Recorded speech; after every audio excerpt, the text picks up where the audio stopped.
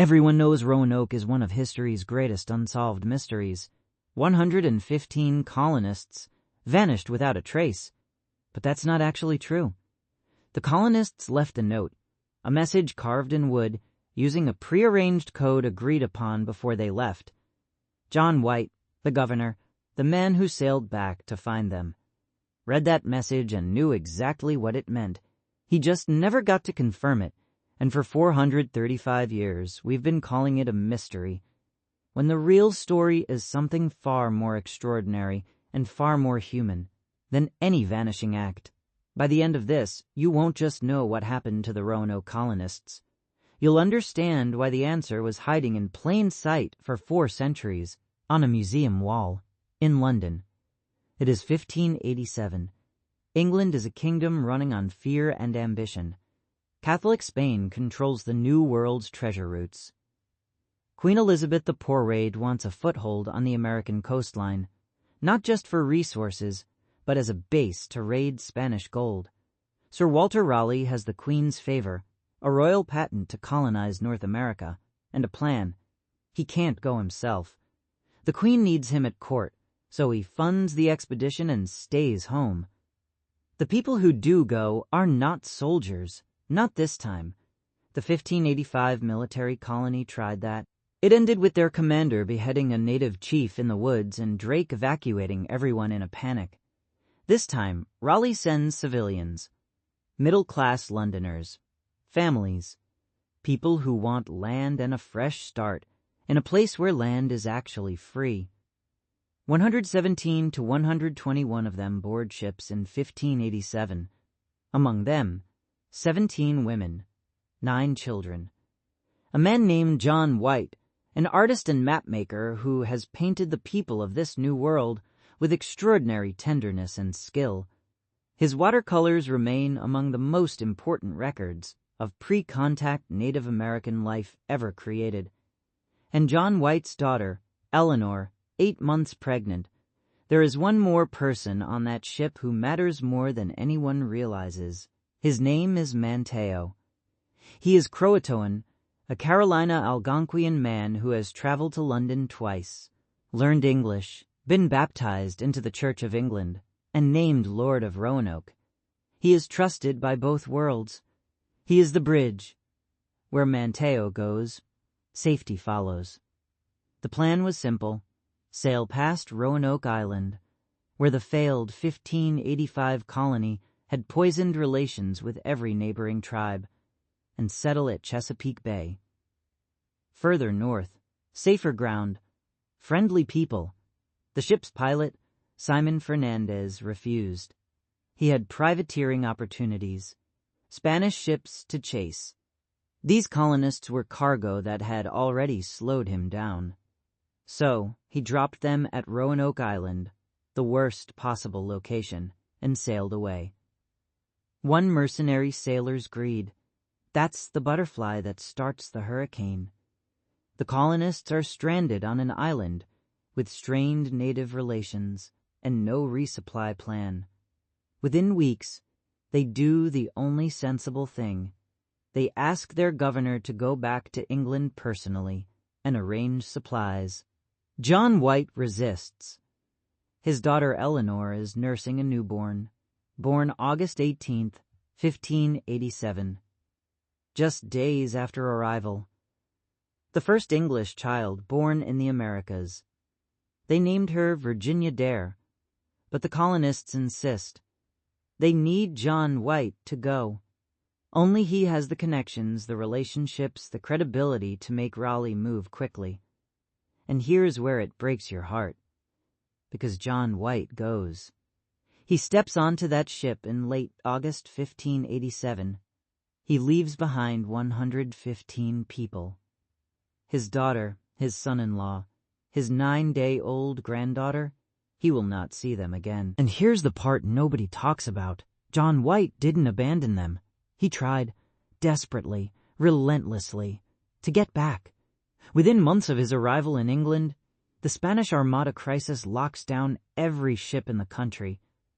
Queen Elizabeth embargoes all vessels for the war effort. White manages to get 2 small ships released in April 1588. They sail.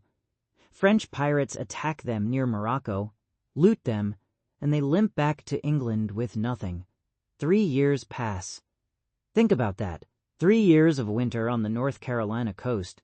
3 years of a newborn growing into a toddler who has never met her grandfather. 3 years of whatever decision the colonists had to make. Stay, move, adapt, or die. John White keeps writing. He keeps petitioning. He is the kind of man who does not give up. But England has its own war to fight. A father's grief is not a naval priority. It is not until 1590, 3 full years after he left, that John White finally boards a ship back to Roanoke. August 18th, 1590. John White doesn't know what day it is when he steps onto the beach. He hasn't been keeping careful count. He has been at sea for weeks. He hasn't slept, but it is Virginia Dare's 3rd birthday. The man who left his granddaughter as a 9-day-old finds an empty fort on the morning she would be blowing out birthday candles. He searches the palisade. He finds his own chests broken open, his maps ruined by rain, his paintings, those extraordinary watercolors of the Algonquin people, destroyed by weather. Everything personal, everything precious, everything gone, but no bodies, no sign of violence, no graves. And then, on a wooden post, carved in neat Roman letters, one word, CROATOAN, and on a nearby tree, carved separately, SCROW. White stops, and then he writes something in his journal that history has largely ignored. He writes, "These letters we knew to signify the place where I should find the planters seated, according to a secret token agreed upon between them and me at my last departure from them. This was not a mystery. This was a message. Before White left in 1587, they had agreed, if the colonists had to relocate, they would carve their destination. If it was a forced relocation under duress, they would add a Maltese cross above it. No cross. The move was voluntary." White reads this and feels hope. He immediately moves to sail to CROATOAN Island, 50 miles south, to find them. And then a storm blows his ships away from the coast. John White never reaches CROATOAN Island. No one mounts a proper search for decades.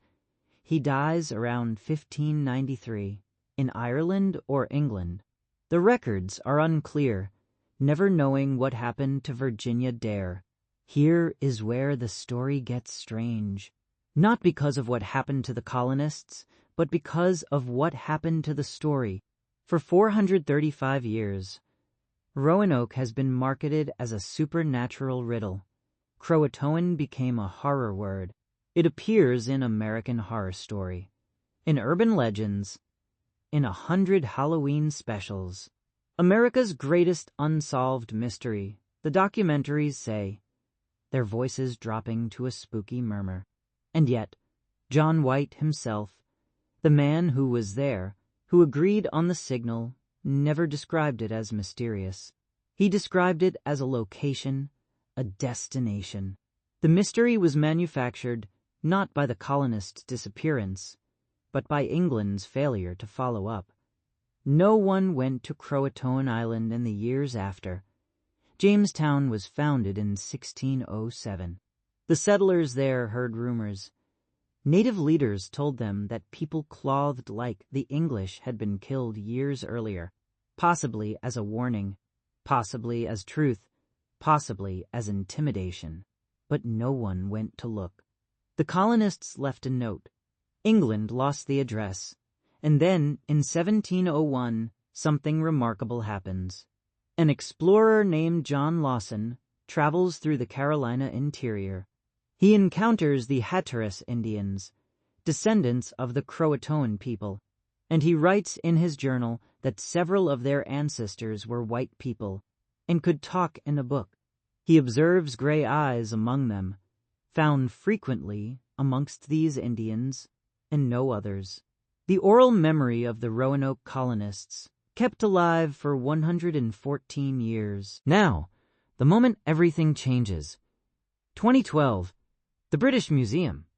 A researcher from the First Colony Foundation is examining John White's 1585 map of Virginia, described as the most careful, detailed piece of cartography for any part of North America made in the 16th century.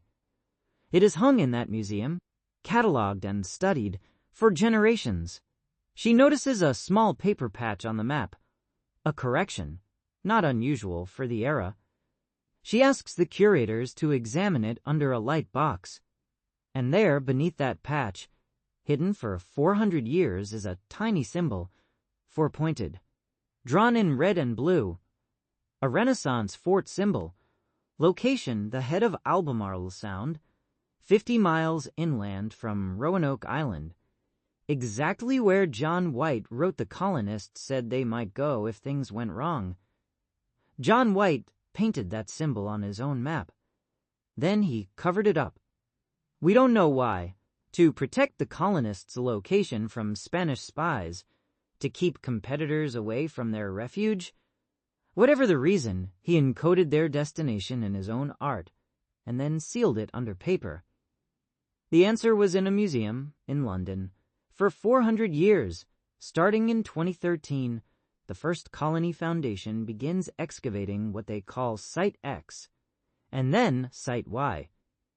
And they find things: Surrey, Hampshire borderware, Elizabethan ceramics, North Devon pottery, Spanish olive jars, German stoneware, all of it from the late 16th century, all of it 50 miles inland, all of it suggesting a group of people lived there, not briefly, not in transit, but for years.